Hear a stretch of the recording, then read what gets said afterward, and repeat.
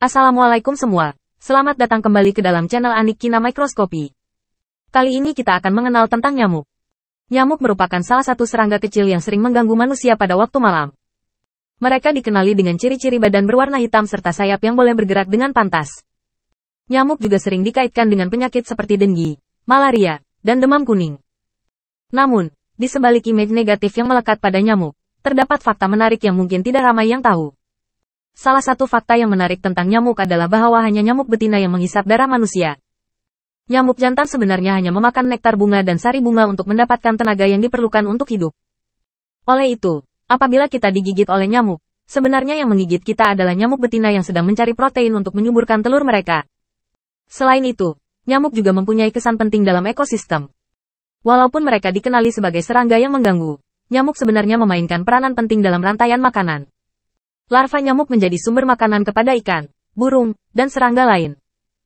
Justeru, tanpa nyamuk, ekosistem akan terganggu dan terputus. Bagaimanapun, tindakan pencegahan masih perlu diambil untuk menghindari gigitan nyamuk yang boleh membawa penyakit. Menggunakan kelambu, menggunakan lotion anti nyamuk, dan membersihkan kawasan berair adalah antara langkah-langkah yang boleh diambil untuk mengelakkan nyamuk daripada mengganggu. Dalam menjaga keseimbangan alam, kita perlu memahami peranan setiap makhluk hidup termasuklah nyamuk. Walau bagaimanapun, kesadaran tentang bahaya penyakit yang dibawa oleh nyamuk juga perlu disebarkan bagi menjaga kesehatan kita. Jadi mari kita sama-sama menjaga dan merawat alam sekitar kita dengan bijak, termasuklah dalam memahami lebih lanjut tentang nyamuk. A akan mencari tempat yang sesuai untuk meletakkan telur. Biasanya, tempat yang dipilih adalah tempat yang lembab seperti genangan air atau bekas air yang tidak bertutup. Telur yang diletakkan oleh nyamuk betina ini akan menetas dalam masa yang singkat, menghasilkan larva nyamuk yang baru. Larva nyamuk akan berkembang dengan cepat di dalam air, menyedot udara melalui ruang pernapasan yang terdapat pada badannya.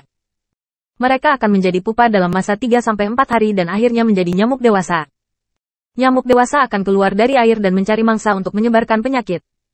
Namun, untuk menghalang proses pembiakan nyamuk ini, kita perlu mengambil langkah-langkah yang berkesan. Antara langkah-langkah yang boleh diambil adalah seperti membuang semua bekas air yang tidak digunakan, memasang kawat kasa pada tingkap dan pintu, dan menggunakan lotion anti nyamuk. Sebagai manusia, kita perlu sadar akan bahaya yang boleh ditimbulkan oleh nyamuk dan mengambil tindakan yang sewajarnya untuk melindungi diri daripada penyakit yang disebarkan oleh nyamuk. Dengan mengetahui proses pembiakan nyamuk dan mengambil langkah-langkah yang tepat, kita dapat memastikan bahwa persekitaran kita sentiasa selamat dan sehat. Nyamuk, serangga kecil yang sering menjadi gangguan bagi manusia. Namun, tahukah Anda bahwa nyamuk juga mempunyai jangka hayat yang terhad? Menurut kajian saintifik, nyamuk hanya hidup selama kira-kira 2 minggu hingga sebulan saja. Walaupun hayat nyamuk agak singkat, namun mereka mampu membiak dengan cepat dan banyak. Nyamuk betina boleh mengeluarkan telur sehingga 300 biji sekaligus dan memerlukan air untuk proses pembiakan.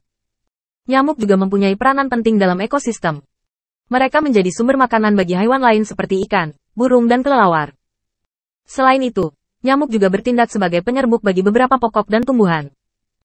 Bagaimanapun, nyamuk juga dianggap sebagai vektor bagi penyakit seperti malaria, demam denggi dan Zika. Oleh itu, adalah penting untuk mengawal populasi nyamuk agar penyakit tidak merebak dengan cepat. Untuk mengelakkan nyamuk daripada mengganggu, kita boleh mengamalkan kebersihan persekitaran, menutup longkang dan memakai kelambu semasa tidur. Selain itu, penggunaan racun serangga juga boleh membantu mengawal populasi nyamuk. Jadi, walaupun nyamuk mempunyai jangka hayat yang pendek, namun impak mereka terhadap manusia dan alam sekitar adalah besar. Kita perlu memahami peranan mereka dalam ekosistem dan mengambil langkah-langkah yang sewajarnya untuk mengawal populasi nyamuk demi kebaikan bersama. Salah satu cara yang paling berkesan untuk membasmi nyamuk adalah dengan menghilangkan tempat-tempat berkembang biak mereka. Nyamuk membiak di tempat-tempat yang lembab, seperti genangan air di dalam bekas-bekas air atau kolam-kolam kecil. Oleh itu, pastikan untuk membersihkan halaman rumah dan memastikan tidak ada tempat-tempat yang dapat menampung air hujan. Selain itu, pastikan juga untuk mengosongkan dan membersihkan bekas air di dalam rumah, seperti vas bunga dan bak mandi, secara berkala. Selain menjaga kebersihan tempat tinggal, penggunaan kelambu juga adalah satu cara yang berkesan untuk melindungi diri dari gigitan nyamuk. Pasang kelambu di tingkap dan pintu rumah untuk menghalang masuknya nyamuk ke dalam rumah. Pastikan juga untuk menggantikan kelambu yang sudah lusuh atau sobek agar tetap berfungsi dengan baik. Penggunaan repelen nyamuk juga adalah cara yang berkesan untuk menghalau nyamuk. Repelen nyamuk boleh digunakan di badan, seperti di lengan dan kaki, untuk melindungi diri dari gigitan nyamuk. Selain itu, repelen nyamuk juga boleh digunakan di dalam ruangan untuk menghalau nyamuk. Akhir kata, dengan mengamalkan cara-cara di atas, kita dapat membantu membasmi nyamuk dan melindungi diri dan keluarga dari ancaman yang ditimbulkan oleh serangga ini. Jaga kebersihan tempat tinggal, pasang kelambu, dan gunakan repelen nyamuk adalah langkah-langkah mudah yang dapat membantu mengurangkan kewujudan nyamuk di sekitar rumah. Semoga tips ini berguna dan membantu Anda dalam membasmi nyamuk. Terima kasih.